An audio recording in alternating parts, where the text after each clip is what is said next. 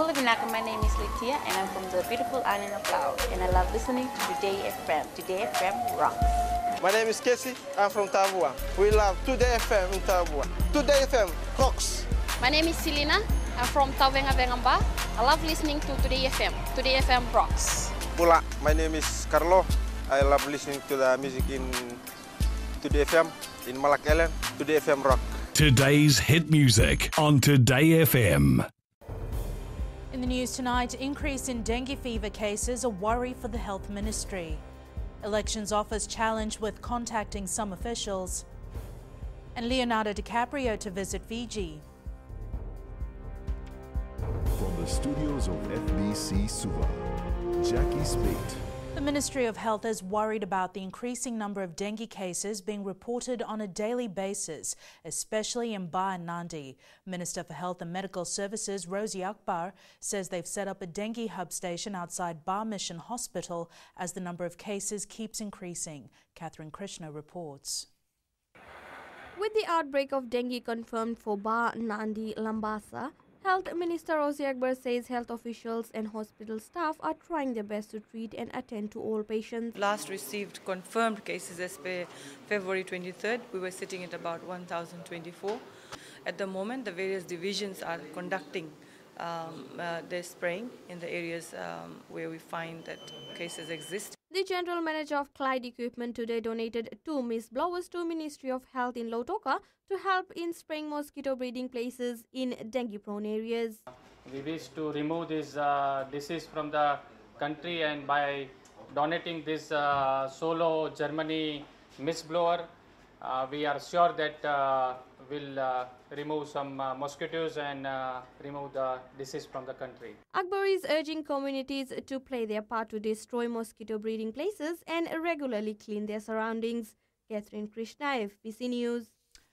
There are villages, schools and farms in Fiji in danger of being swept away by riverbank erosion. Waterways Minister Dr. Mahendra Reddy says they're now calling for submissions from around the country on this issue and aim to map out a long-term strategic plan. Kelly Vavala reports.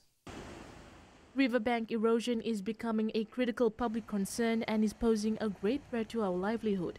Now the Waterways Ministry has identified areas where they will need to undertake detailed engineering scoping to prevent further loss. Nakai Congo River, Bunibo Nagua River, Batua Ba River, Madam Speaker, you name it, Madam Speaker.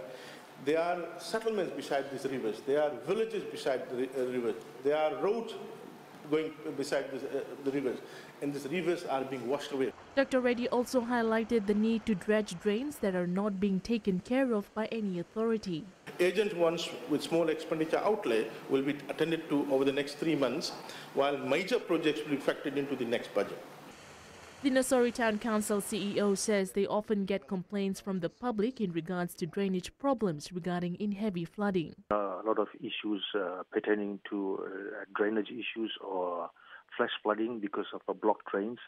There's been some issues with rubbish in the drains, which is blocking the access, and for that the councils are actually working on clearing the drains every day. And apart from that, we are also working with the Ministry of Waterways in terms of maintaining and upgrading our existing infrastructure. Meanwhile, it was revealed in Parliament that government has provided a grant of $2 million to address the issue of drainage in waterlogged farms, especially in the sugar industry. Kelly Vadala, FBC News. Around 11,092 election officials have been trained for the 2018 general election. 3,708 have been trained as presiding and assistant presiding officers. Akosita Tale reports the Fijian Elections Office is facing problems during this process. More than 500 election officials have not been paid their $45 training allowance due to incorrect bank details and unavailability of tax identification numbers. Efforts to contact these applicants have been futile as their mobile phones were diverted. We have over 1,400 election officials who have attended the PO and APO training and have yet to be paid their $75 allowances due to lack of information supplied, such as bank details, FNPF and TIN numbers. The Elections Office adds more than 800 election officials who are eligible for training could not be contacted, so their details will be posted on the FEO website and social media pages.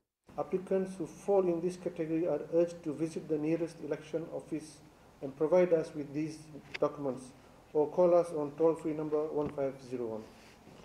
Please note that those who fail to submit these important documents won't be considered for any election official position in the 2018 general elections. Meanwhile, the first batch of 14 election officials, including presiding officers and their assistants, signed their contracts today. These officials have been confirmed for 2 polling stations in the Central Division. You've been through various phases of training, and we are confident that you will be able to deliver the 2018 general election effectively, efficiently, and as smoothly as possible for the voters who turn up on election day. The Elections Office is also in the process of printing and distributing contracts to respective divisional offices around the country for signing by the applicants, ending on March 23rd. Akosita Tale, FBC News. The Prime Minister and COP23 President WRECKAGE Bainimarama, in a ministerial statement in Parliament yesterday, spoke of the great strides that Fiji's presidency is making on the global climate agenda. Bainimarama also clarified the changes to Fiji's negotiating team and how Fijian flair is playing a key role in climate talks, with the goal to reducing carbon emissions to limit global warming to 1.5 degrees Celsius above that of pre-industrial age. Maggie Boyle reports. Punching above its weight, the PM elaborated on the legacy that Fiji is leaving on the global climate agenda. Historic agreements on agriculture, the importance of women as well as indigenous people and communities in the climate battle, a global scheme to provide access to more affordable insurance for climate vulnerable nations, and a recognition by many in the global community through Fiji's Ocean Pathway initiative of the inextricable link between climate change and the health of our oceans. He also explained the reasoning behind the change of COP23's chief negotiator. Integrated and dedicated team possible to maximize the chances of this dialogue succeeding. That is why I have chosen Ambassador Luke Donivalu to assume the job of chief negotiator, replacing Ambassador Nazat Shamim Khan for the remainder of our term. There was a toast to Fijian flair in the climate talks from the Talanoa Dialogue to other homegrown initiatives. The Fiji Clearinghouse on Risk Transfer connects vulnerable nations with information about access to affordable insurance. And the Suva Dialogue on Loss and Damage will provide an important opportunity to raise awareness about the particular vulnerability of small island developing states. Responding, opposition MP William Ngavoka says there's much work to be done here at home first in the fight against climate change. We cannot be proud of hobnobbing with all these big names in the global community when our students are still studying in tents and people are still living in makeshift homes. Fiji will hand over the COP presidency to Poland in December. Maggie Boyle, FBC News. Meanwhile, the Prime Minister and COP23 President WRECKAGE Bainimarama revealed in Parliament that a renowned humanitarian and Hollywood actor would soon grace our shores as part of the international commitment to fighting climate change. Leonardo DiCaprio, who is a foundation of the United States, the Leonardo DiCaprio Foundation of the United States, which is working with us on a plan to bring solar power to Fijian communities. An independent investigator yet to visit wreckage site. Stay with us.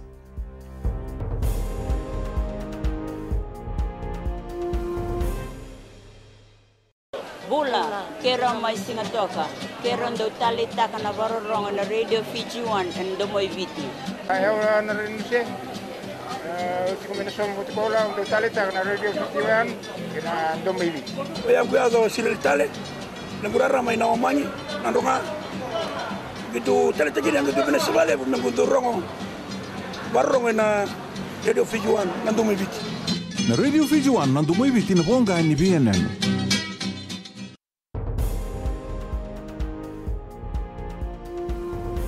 New Zealand independent investigator Andrew McGregor is still trying to get to the plane wreckage site at the Laikoro.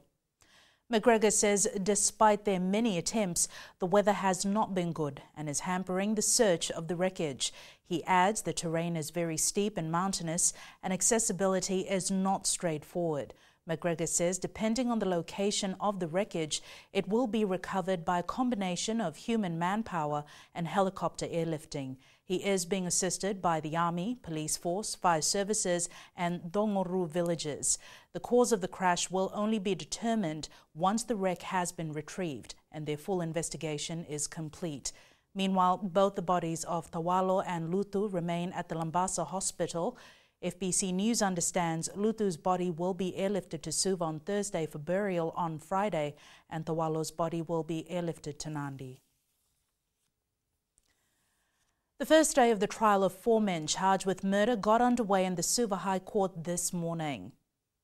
4 men, Alipate Namoto, Simone Tudila Sr., Simone Tudila Jr., and Epeli Tudila are charged with 1 count each of murder in the death of 21-year-old Sitive Ngali in February 2016. It is alleged the murder occurred at a service station in Nakasi, where the 4 accused are said to have beaten the man to death. The first witness to testify today was Abjit Singh, the IT supervisor who downloaded the CCTV video footage from the Nakasi service station surveillance camera. The trial continues tomorrow. Mali Island, off the northern coast of Vanua Levu near Lambasa, is embarking on a major reforestation initiative to bring back its forest cover lost to human activity. Eleanor Rangaiviu reports the island is now into its 2nd year of replanting its lost forest as a means of fighting climate change. Tree felling and burning has destroyed most of the forest cover on Mali Island. At one time there were no more trees. It got me thinking, what about our children? It's really sad when an island has no wood, even for fire.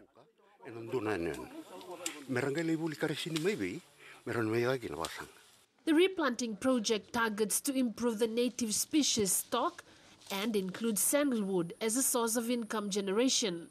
In the last financial year, the 3 villages on Mali Island planted 22 hectares of native trees alone. This year they've already planted 6 hectares. So it comes up to 28 hectares. The target for Mali is 200 hectares. I'm grateful that we are planting these now. It means that our future generation will not have to worry about using the forest for their livelihood. The Ministry of Forest, as part of its sustainable forest management policy, has introduced a forest zoning concept which is being trialled in Mali. The concept is being brought from Japan.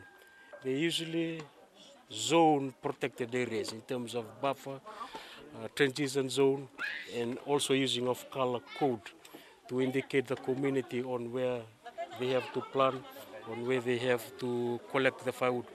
That is the same concept we're trying to use here in Mali. The villages aim to complete their replanting project at the end of the planting season, which is in April. Eleanor Turangaiviu, FBC News. The government of Japan yesterday signed close to $10 million agreement with the United Nations Development Programme for the 2nd phase of the Parliament Support Project. The project will provide support to parliaments in the region in becoming more effective, efficient and strengthening their committees related to legislation.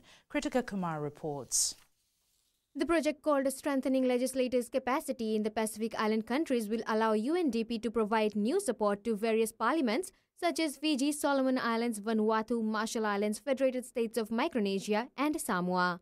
A key ethos of UNDP is to promote development through cooperation and knowledge sharing between the countries. Today's agreement with the government of Japan will allow us to substantially scale up the support to 6 Pacific parliaments. The government of Japan began funding for this program in 2014 and will continue to do so in future.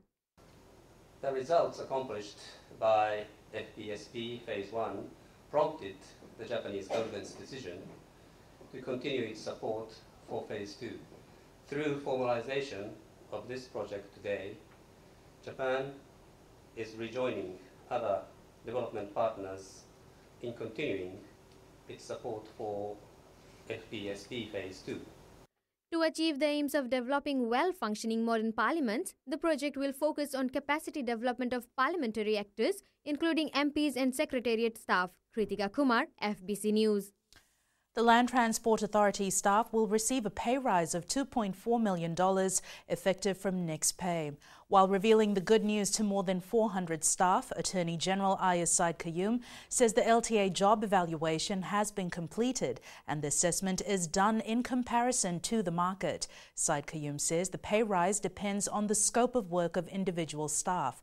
The LTA has 430 staff, and Said Qayyum says from now on, staff will be assessed individually. After this, because we're getting the base right now for all of you, going forward now, you will actually be assessed individually. And you then have, of course, the potential to be able to get higher pay rises. And you'll be assessed on that basis. So it is very critically important that your HR people, of course, roll out the job descriptions very specifically. The Fiji Broadcasting Corporation will be having its 2018 Open Day this Saturday from 9 a.m. to 3 p.m. Today FM program producer Mario Fasala says this is a chance for Fiji to meet their favorite radio and TV personalities. Fasala says the Open Day will also include live entertainment, food, and children can expect bouncy castles and various games. The announcers will be providing feedback and one-to-one sessions with people who have questions regarding the different shows. And also we have a couple of announcers who have TV shows as well. They'll also be doing presentations as well. The Open Day is going to be a fun and exciting time as well, so we hope to see you there. It's this Saturday right here at 69 Gladstone Road in Suva for the 3FM Open Day. In sports later on with Jamie, national footballers prepare for Philippines tour, but time to welcome Kelly Varvala with the latest in business. Thanks, Jackie. Good evening. Coming up in business tonight. RBF says inflation rate has fallen below 2%. And in growing Fiji, WEF outsources 32 rural water projects to 3 local contractors. Stay with us.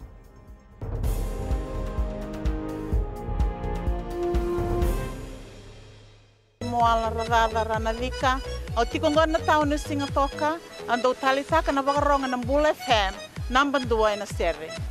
Ya dora subuli kurna bili. Ibora ni batu karahan para binaranga. Do talitaki na wakaronga ng Bula FM number 2 na serre. Bula. Bula FM number 2 na serre.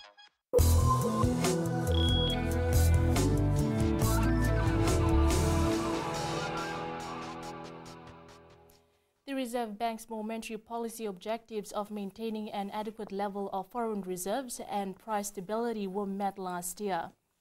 The RBF in its annual report says inflation peaked at 6.8% in January last year, largely due to higher prices of fruit and vegetables, root crops and yongono following the negative impact of 2016 natural disasters. However, inflation has since fallen to below 2%. Foreign reserves remain comfortable, boosted by inflows of tourism receipts and remittances. On the financial performance, the bank recorded $28.8 million profit for the year ending 31st July 2017 compared to $15.7 million in the previous year. Growth for last year is estimated at 4.2%, the 8th consecutive year of growth. Rocco joins us with the latest from the money markets. Thank you. This week is jam-packed with Australian data. Today we have the Reserve Bank of Australia's interest rate decision, which is expected to remain same at 1.5%. More market sensitive is the Australian gross domestic product for quarter 4, scheduled for tomorrow, and potentially even more interesting will be the speech by Governor Lowe on Wednesday. Retail sales, trade balance and building approvals will be worth noting. Apart from that, the European interest rate decision and gross domestic product data are due this week. Also, the Canadian and Japanese interest rate decisions and the US unemployment rate. In a day or two, we'll see how much these releases affect our Fiji dollar. And that's all from me for now. Vinaka. Thanks, Rocco. Looking at today's currency exchange rate set this morning for the Fijian dollar. The Fiji dollar rose against the Australian and New Zealand dollars, and also made gains against the euro and the Japanese yen. Taking a look at the commodities market, oil prices were up $1 at $62.65 a barrel. Gold slipped to $10 at $1,322.40 per ounce, and silver closed at $16.43 an ounce.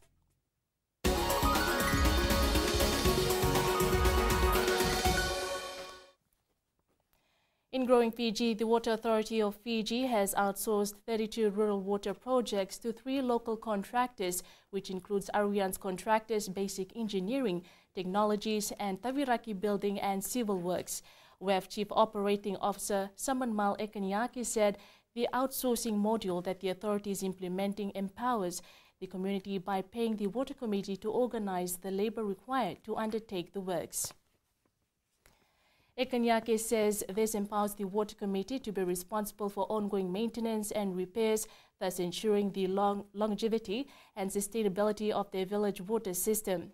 He says the contractors will provide the skilled labor and will be working with the water committees who will organize unskilled labor. Ekanyake adds that a contract sum will be paid into the village water committees' account for their labor, which can be used for maintenance and upkeep. The total cost of the 32 rural water projects is over $1 million.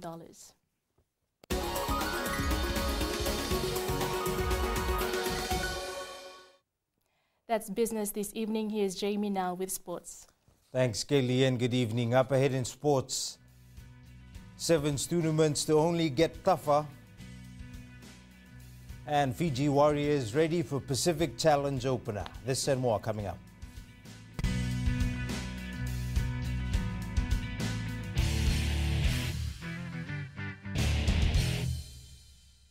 मैं Premila वायरुकू recce recce से सुबह मेरी आँख खुलती है तो मैं मिर्ची एफएम सुनती हूँ। मिर्ची FM is number 1। It's so hot.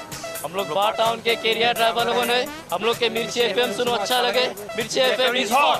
हाय, मैं संध्या नारिया रेकी से मेरे सारे दोस्त मिर्ची एफएम सुनते हैं। मिर्ची FM is hot. I love मिर्ची एफएम। हमें स्पिन टोटो ताबुआ के मिर्ची एफएम में सबसे अच्छा गाना बजे। मिर्ची FM it's hot.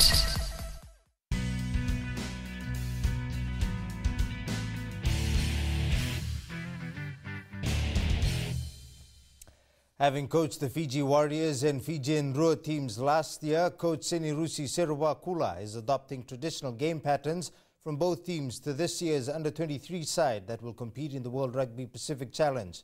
Its first match will be against Samoa A at Suva's ANZ Stadium on Friday, and Serubakula says the young players have adapted well to the Warriors camp. Eroni Tuinuku reports. Fiji Warriors coach Senirusi Serubakula says the combination of experience and junior players will boost the performance of the team.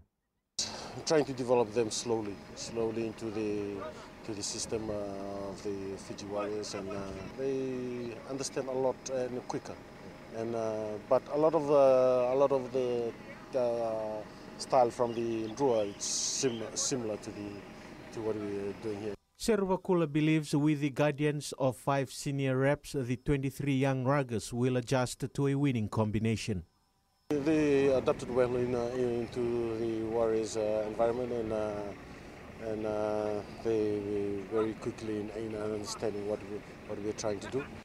Team captain Moses Evoka says playing against Samoa will need a lot of communication and teamwork. The boys need to make a good combination on the field and to execute set pieces. Moses Evoka, Albert Tuisue, Serupepeli Vularika, Frank Lomani and Venasio Kunambuli will mentor the under-23 squad members towards the Pacific Challenge Cup that kicks off this weekend. Eroni Tuinuku, FBC Sports. Fiji Sevens captain Jerry Tuai was the only player from the national side to make the Las Vegas Dream Team. Tuai had an outstanding performance at the Vegas tournament and racked up 20 points. Also named in the Dream Team, USA's Ben Pinkelman, Danny Barrett and Perry Baker, along with a player each from Argentina, Wales and South Africa. The New Zealand Sevens team still has its eyes on the World Sevens Series title.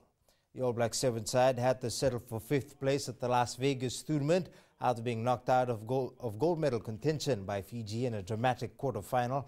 Still second on the World Series table, Captain Scott Curry says the tournaments are not getting easier for New Zealand, with so many teams still in the run for the World Series title. Pretty disappointed to be playing off the 5th place. So we always want to be in that cup final. But like I said, it's getting harder and harder, and as you can see, 5 different winners of 5 tournaments. Yeah, it's pretty tough these days. 30 national footballers are in camp preparing for a tour of the Philippines this month. With very limited time together as a team, Coach Christophe Gamel is making full use of training sessions and will even be getting specialist help from abroad. Meli Tavanga with the details. During the first training session, Coach Christophe Gamel discovered some potential amongst the new faces. I have seen yesterday some good players, also young players, so it's very important for the future that we go all in the same page. But first day was good, you have seen a bit slow. Gamel says they expect players to show their best during the training session. It's very slow, there it will be very fast. Problem to solve, but as usual we go with who want to go, and we expect the best to play this game. The Fiji Football Association will import an expert to guide them in the goalkeeping area. A goalkeeper coach from France is coming in to work with Gamel, trying to improve the goalkeeping aspect of the game in Fiji. His task is to teach as many goalkeepers as possible. The final squad will be named later this week. The team leaves for the Philippines next Tuesday. They then take on the Philippines in Manila at 3 p.m. on Saturday the 22nd. Meli Tawanga, FBC Sports. Meanwhile, the Lautoka football side will face AS Dragon of Tahiti in the OFC Champions League quarter-final next month. Lautoka finished as pool runner-up with 6 points after losing to Auckland City by a goal over the weekend. The side faces AS Dragon in Tahiti on the 8th of April. In the other quarterfinals, Team Wellington faces Lays City Dwellers, Nalkatan FC meets Marist FC, and Auckland City plays the Solomon Warriors. Fiji badminton women's captain Karen Gibson aims to end her sporting career on a high note at the Commonwealth Games in Brisbane next month. Gibson, who competed at the 1998 and 2006 Commonwealth Games, will be one of 4 female badminton players representing Fiji at the Games. Luciana Tangadakimba reports. Captain Karen Gibson, who has been playing the sport for a long time, says she wants to make her last outing as a memorable one. Pretty tough. The players in the Commonwealth are also world champions. Just managing expectations and trying to do our best and just leaving everything out there.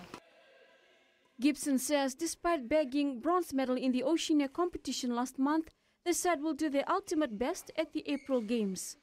Keeping our expectations pretty realistic. We're going out there to do our best for our country. Meanwhile, teammate Danielle Whiteside says competing at the Games for the first time will be a good exposure for her. It's amazing. This is amazing. I'm so happy. I mean, having my family and friends, just blessed, with their support, and I just feel happy. 6 players, which comprises of 2 female teams and a male team, will carry Fiji's hopes at the Games next month. Luciana Tangidakimbao, FBC Sports. That's it from Sports Tonight. Angie joins you later on with weather, and in new media, the slider phone from the Matrix returns. That's the Nokia 8110. Details after the break.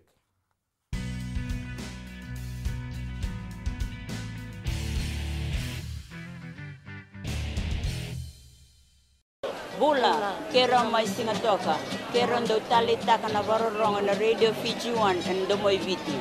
Ayaw na rin siya. Kombinasyon ko la ndo tali taka na Radio Fiji 1 and Domoy Viti. Bayang kuya go sila tali, nagurara may naomanyi, nandunga. Gitu tali taki yang gitu pinasibale, nagudurong varorong na Radio Fiji 1 and Domoy Viti. Na Radio Fiji 1 and Domoy Viti na bonga ni BNN.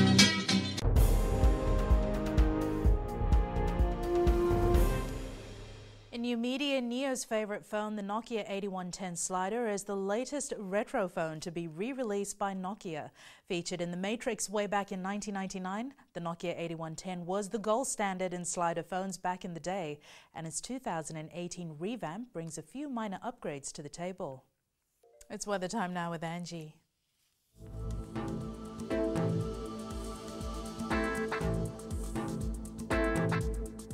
Hello there and welcome to the Weather World. It's the amazing Tuesday, quite hot I must say, but all this rain has really cooled it off. Well, isn't that great? Looking in the west for today, quite cloudy with showers indicated for tonight. Do expect more nights like this. Eastwards from Peck Harbor to Suva, quite muggy with isolated showers. And up north, after a few showers, in the morning, anticipated downpour can be expected by later today. At sea, northerly winds gusting up to 30 knots with very rough seas. For the tides, low tide will be at 10:14 p.m. with high tide at 4:22 a.m. Sunrise will be at 6:07. For tomorrow, our current topic is showers, so you can guess what's forecasted. However, we're looking at light showers. Tomorrow's temps will be the coolest at 29 degrees. And looking further on to Thursday, showers are expected to ease. And that's all from the FBC Weather World. Jackie. Thanks so much for that, Angie. In Fiji and Pulse tonight, we asked, should more rivers be dredged to avoid flooding?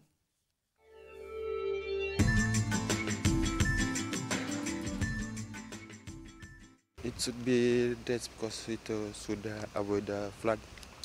For example, in avoid flood. The purpose of dredging rivers is to avoid flooding and also avoid water coming inside my house. Drenching and drainage, should be done because I used to live there a little bit, and even though they've done a lot of drenching, but it's still flooded. Rivers should be dredged. I live in a flood-prone area in Ba. And the past few weeks there's been a lot of rain, and most of the families there, when there's heavy rain, they have to continuously, keep putting their things up, and it's not good for people with small kids. You're always on, awake all the time and alert. So I think rivers should be dredged because then you can sleep peacefully.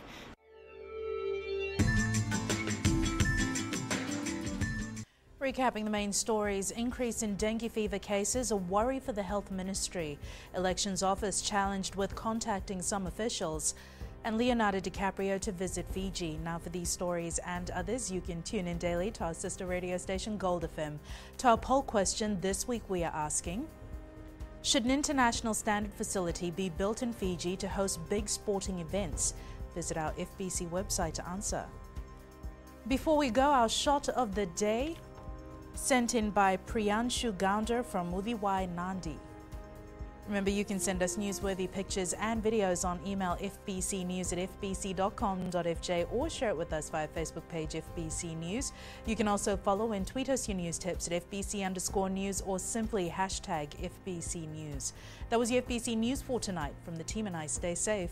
Good night.